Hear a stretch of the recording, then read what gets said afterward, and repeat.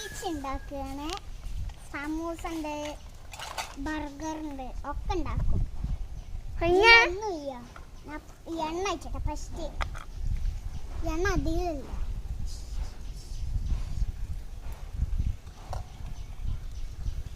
First എണ്ണ വെച്ച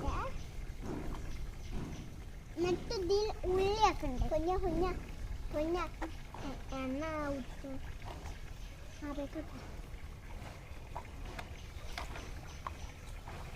ചേമ്പിച്ചൊക്കെ ഉണ്ട്.